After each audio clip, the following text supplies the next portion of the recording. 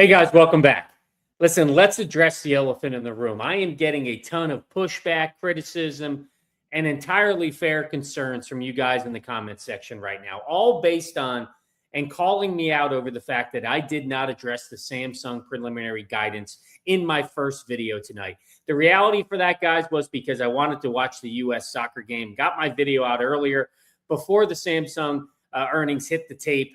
And so I'm following up on this video to address some of the anxiety that I'm seeing across the comment section, give you my perspective on exactly what I feel that we saw from Samsung, why the market is reacting the way it is right now, what we should expect tomorrow at the opening bell here in the US. Because as we sit here right now, the entire memory complex is bleeding red. Let me show you that on my watch list here, right on Market Watch. Some of this data is a little older, so the percentages are not quite up to current time, but you can see the trend is clearly calling it out. All the US, the Fab 4, the memory titans across the board are down in the after hours right now. Right now, everything is down by about 4%. Seagate's down a little less. I think it's about 2% across the board, but it's all being driven by Samsung, as you see here. Samsung's down by 7.5%. We say SK Hynix down by 6.3%, and even Kioxia down by over 11%. So this is kind of a contagion across the entire memory complex, not only in the US, but globally as well, all reacting to the Samsung earnings that hit the wire overall. Because when you see a major gorilla in the market, in the sector, down by 7.5%, the reality is that the algorithmic sell, the algorithms in general see those headlines and they are going to flush the entire sector. They're going to sell it all in sympathy across the board. So the immediate fear right now, screaming in the comments section, is, Kevin, you have been too bullish in the memory sector. This is it. We have reached the top. We are heading for a cyclical bust. That's what I'm hearing right now. I feel the anxiety. I feel the concerns coming across from each and every one of you in the community right now over what we're seeing across the sector. So I hear it loud and clear, and that's why I wanted to make this second video across the board. Because when you see that sea of red that I just showed you across the entire sector overall, it's completely rational to get defensive, to get anxious overall. Tonight, I'm not going to dodge the criticism. I'm going to dig straight into the actual raw data that is coming out of Seoul. We're going to take a look at those earnings. We're going to take a look, in my opinion, on why it's being misinterpreted across the board, why some of the headlines are misinterpreting the actual results that we're seeing from Samsung, and the reason why those results look missed, maybe we'll say, the whisper numbers that were out there, the very aggressive whisper numbers that were out there. So we'll take a look at that. We'll talk about why they're hammering the U.S. stocks as well. And then finally, we'll talk about what to expect at the opening bell tomorrow. So that's what I want to cover in the video today. But let's jump in first. Let's not waste any more time. Let's just jump right in and take a look at what we saw from Samsung in their earnings tonight. So let me pull that up. You can see the results that hit kind of the wire across the board.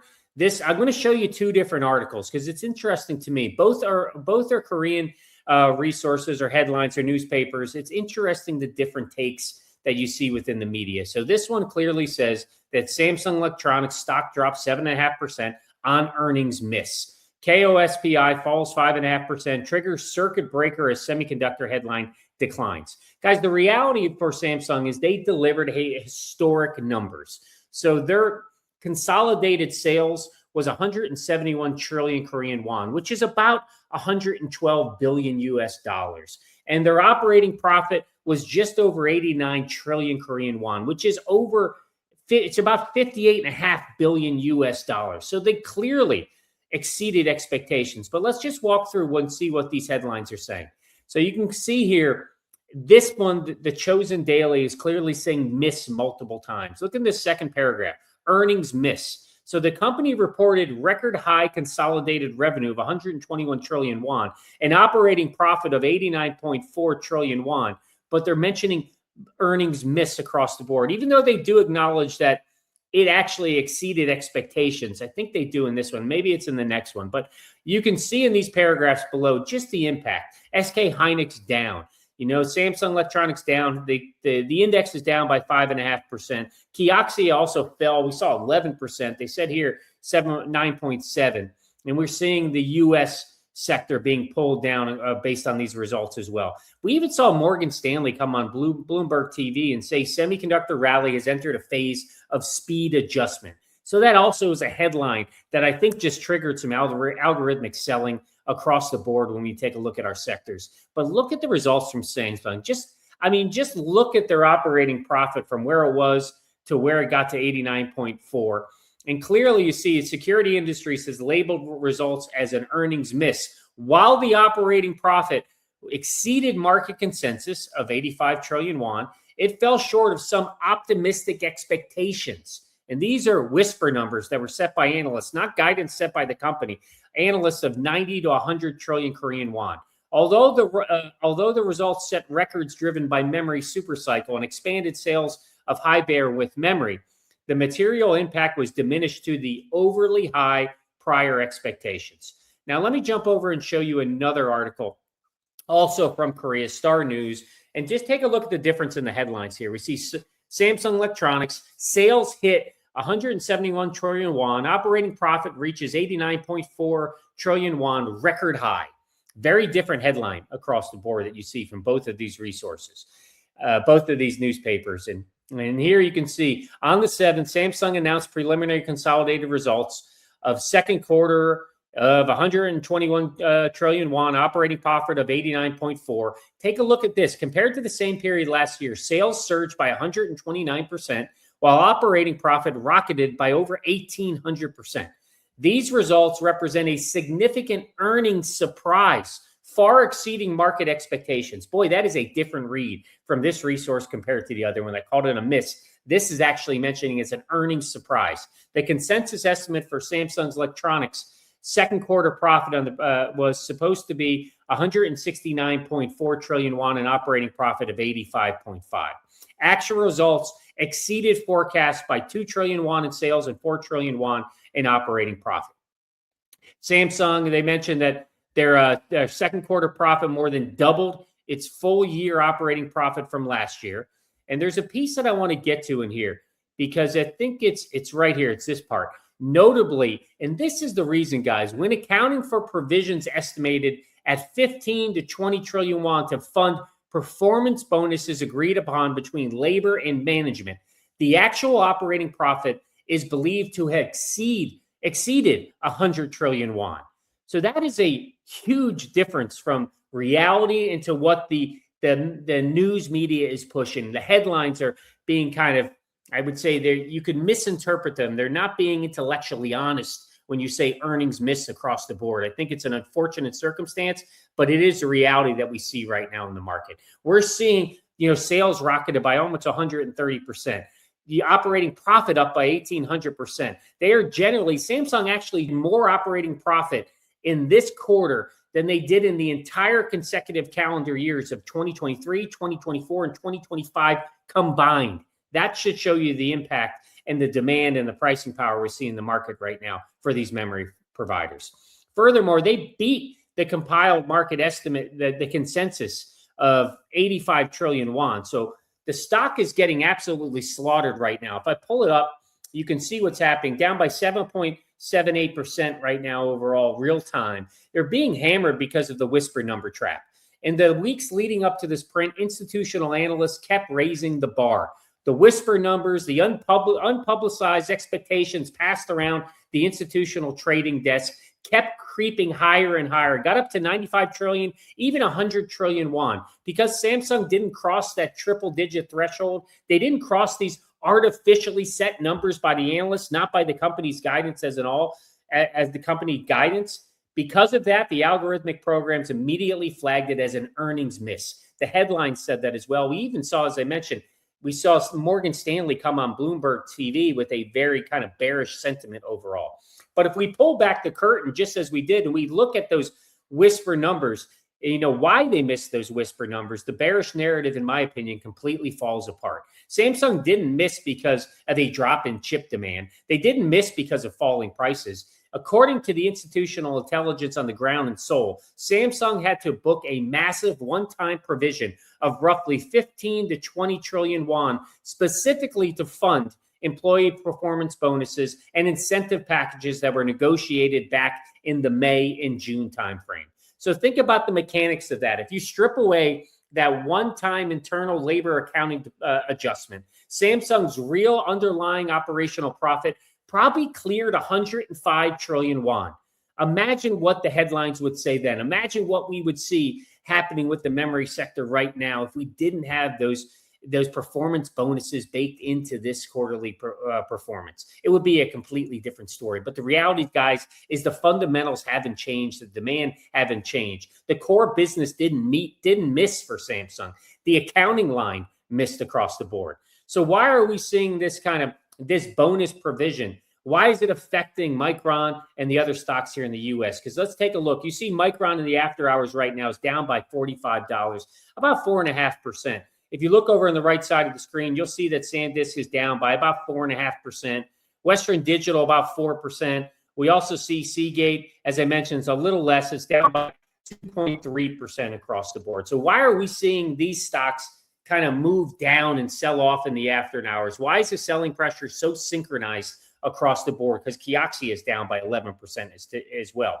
And to understand this, we have to continue to talk about the market structure and just the setup in the memory sector overall, because it is a global memory kind of oligopoly right now. We see a tightly controlled game dominated by three massive players, particularly in DRAM, and a handful of players in the NAND flash market. And when the largest gorilla in the room, like Samsung, drops 7%, multi-asset hedge funds don't wait around to read the footnotes about employee bonuses. They execute algorithmic sell orders, algorithmic baskets. They see Samsung misses hyper expectations, memory stock drops. They read those types of headlines, and it immediately triggers a dump order, a kind of move to sell long positions in Micron, in SanDisk, and the others to hedge against risk. Additionally, when we saw Morgan Stanley come on Bloomberg TV and explicitly state that the semiconductor rally has entered a phase of speed adjustment, that one phase probably acted as a green light for short sellers and profit takers who have been sitting on massive triple-digit gains all year long to lock in their money to execute sell orders across the board. But if we actually look at the fundamentals, remember what I talked about in my video earlier today, how strong the signals were for Micron across the board. So Micron pulling back by about 4.7% in the after hours right now. The bears are screaming that the pricing peak is in. But remember Micron's last quarterly report. Their AI-tailored high-bandwidth memory capacity is completely sold out through the rest of 2026 and into 2027 as well. We are seeing pricing just get stronger. We're seeing the DRAM and NAND prices surge overall. So I think across the board, guys, when I look at it, I'm not as concerned as probably some of you are on the channel. And I certainly, as I mentioned, can understand that anxiety and that concern. When you see red across the board, I think that we have to address this core question that has come at me in the comment section about, have we actually has memory kind of reached the top overall? We reached the top. Kevin, are you being too bullish? That's the comment I continue to get. And I think for us to call a top here, we have to prove that supply is about to outpace demand. Historically, that's how memory cycles die. Prices get high, manufacturers overproduce, inventory piles up, and the price collapse begins.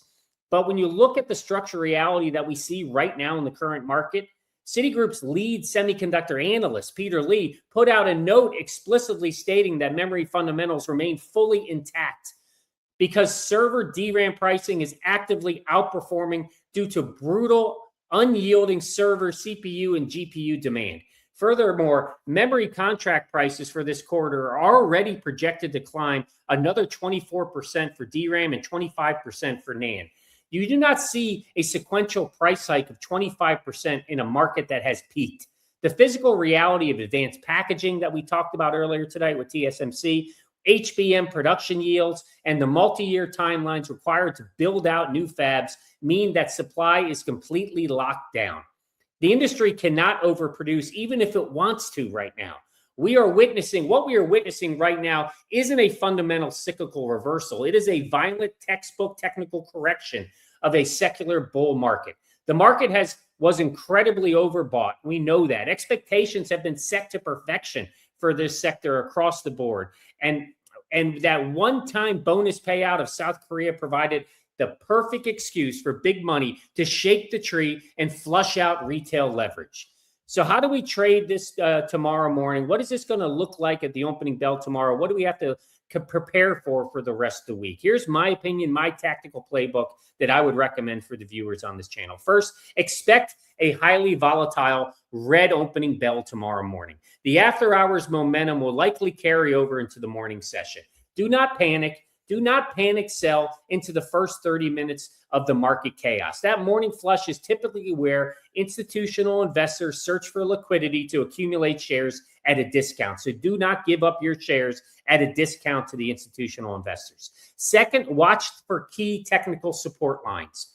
For Micron and SanDisk, look closely at where buyers step in relative to the 50-day moving averages. If those levels hold on high volume, it confirms that the institutions are treating this as a buy the dip event rather than a structural exit. And third, just keep your eyes on July 23rd. This is the ultimate macro catalyst for the month. This is the day that Samsung releases the granular line-by-line divisional breakdown for its Q2 earnings.